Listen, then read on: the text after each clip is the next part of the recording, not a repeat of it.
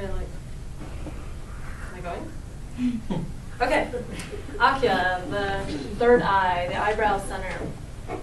The characteristics are intuition, imagination, self-reflection, and illusion. The insight that I chose was the importance of understanding abstract concepts, but being able to use and understand them in concrete form.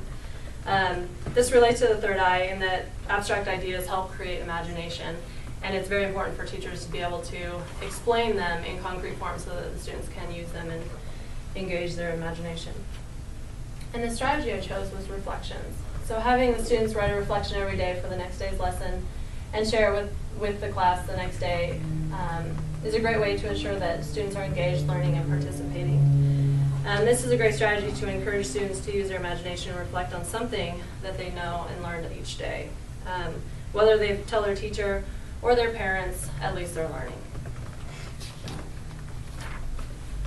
And the final chakra, the crown chakra, top of the head, it's awareness, self-knowledge, attachment. The color is a translucent silver, but they don't have that in PowerPoint, so we're just going with white.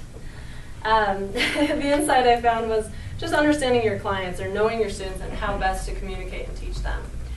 This seems to be something that teachers over time, especially the very seasoned teachers, they just come into a classroom and they feel their class and they know who their students are right away, which is such a gift right there. But I think as new students, we need to remember that and strive to understand our students even in the beginning, even when we're feeling uncomfortable ourselves.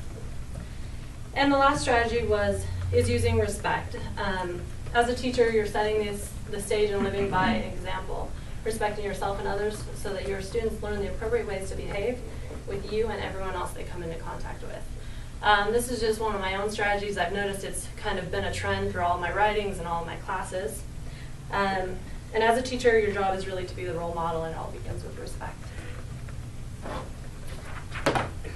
So moving to our final story, our conclusion. This is an ohm symbol. It's considered the sound of the universe. I won't make you all ohm, but I thought about it. Okay. So a long, long time ago, there was a camel train moving through the desert. As night fell, the camel train settled down, found a place to rest.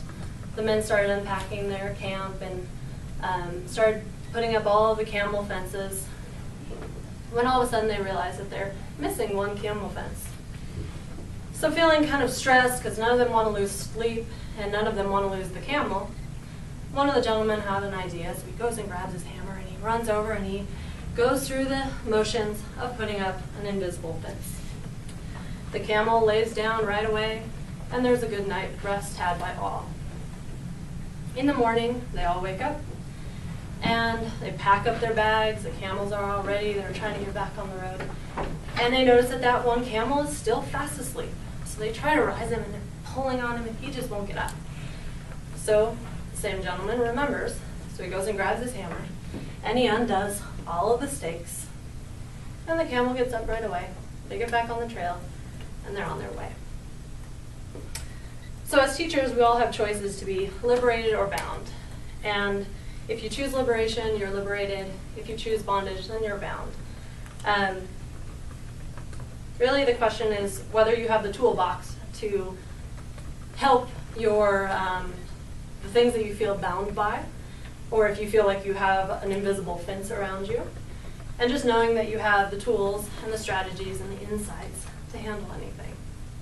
Thank you.